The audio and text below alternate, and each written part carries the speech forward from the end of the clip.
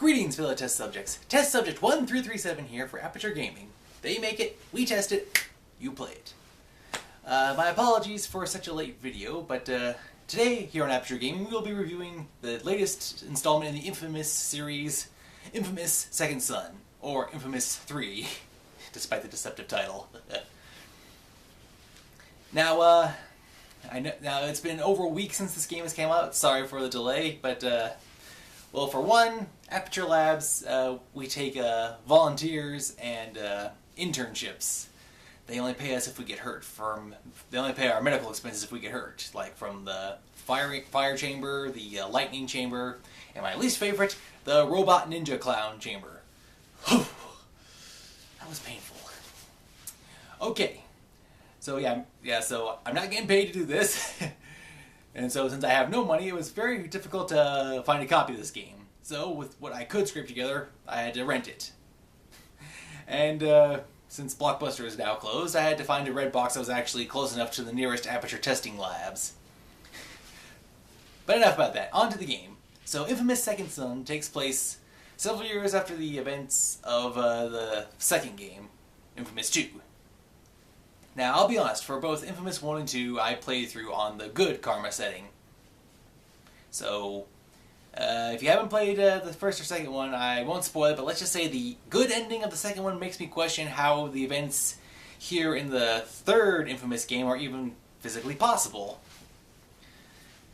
The game takes place in an actual city. New Marais is mentioned in one of the loading screens.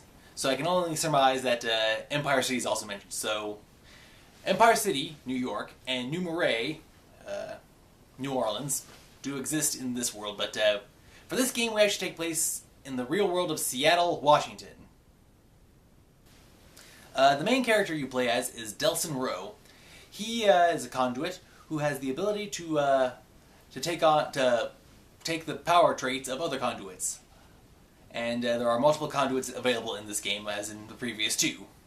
Now, with the first InFamous, all you just have was your lightning powers. With the second InFamous, you could you could have your lightning powers, but you could also have explosive tar or ice bomb powers, based on which way you chose for that game.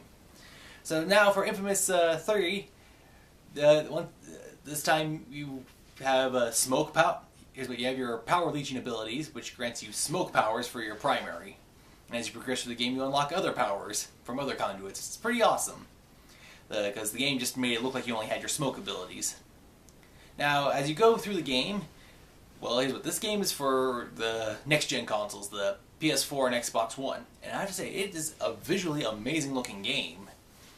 The landscape is amazing. The effects for the powers is incredible, especially for one of the other powers you unlock, and the way the characters all move and interact, it is amazing. It is just a very well made game, very great looking.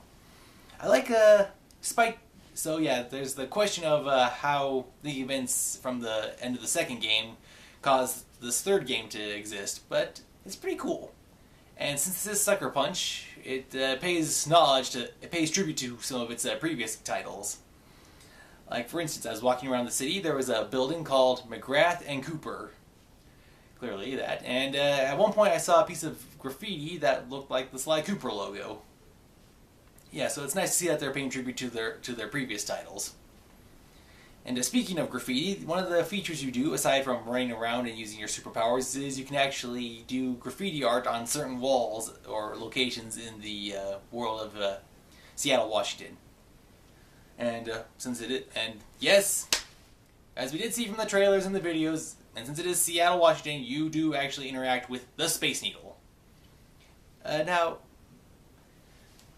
So that's pretty awesome. Now, the InFamous formula, I guess, with anything is, if it's not broken, don't fix it. And this applies to this. You have as the character, you see the objectives on your screen of where to go, but along the way you can see stuff to destroy, areas to do the vandalism art, people to save, people to fight, good or bad karma choices. Yes, they still have those in this game. So yeah, what worked in the first two games, they bring over, and they add some new stuff also. But they've also taken away a few things, which kind of surprises me. As far as I have progressed in the game, I am unable to go back and watch any of the previous cinemas that I have unlocked. Also, I found that they have data drops or dead drops in this game, like in the previous one, but I can't access those either. And now with the first two Infamous games, with your electric power, you push down the L3 button, and that sent out like a ping to see where all the shards were, so you could upgrade your powers.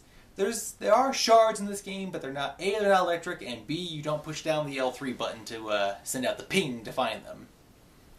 Yeah, everything is displayed on your map, and by doing certain actions like destroying radar jammers and freeing up districts, you do unlock where you can find things. And also, since you're not of electrical origin, you can actually jump in the water now and walk in water. Now you do have to push a button to get back on land, but at least you don't die every time you interact with the water. So that's a vast improvement right there. Now for the first 6 weeks of this game's initial release, Sucker Punch is releasing a free DLC pack, one every week. It's a 6-part story called Paper Trail. It's supposed to talk about the origins of the DUP, the Department of United Protections. This is the main antagonists of the game. They are people that are trying to stop the conduits, which Delson Rowe, the protagonist, is now found out he's become one. So hopefully this will explain a little bit about how things happen from the second game to the third game, and one of the dead data drops I found, it did mention about the power of paper, as you do see someone with the power capabilities, the power to manipulate and use paper. Now, I can't do an official DLC zone of it yet because A, there's only 2 episodes out, B, it didn't really offer that much for the first one, and C, I haven't gotten to the second one yet because due to technical difficulties, I can't progress past the first one, so yeah, that's a slight problem there. So overall, Infamous Second Son and its add-ons of the Paper Trail, we here at Aperture Labs give 8.5 out of 10. It's a good game, it's a good series, I highly recommend you play it. Sorry again for the delay, but them's the breaks. So thank you for watching, and until next time, this has been Test Subject 1337 for Aperture Gaming, saying thank you very much and have a nice day.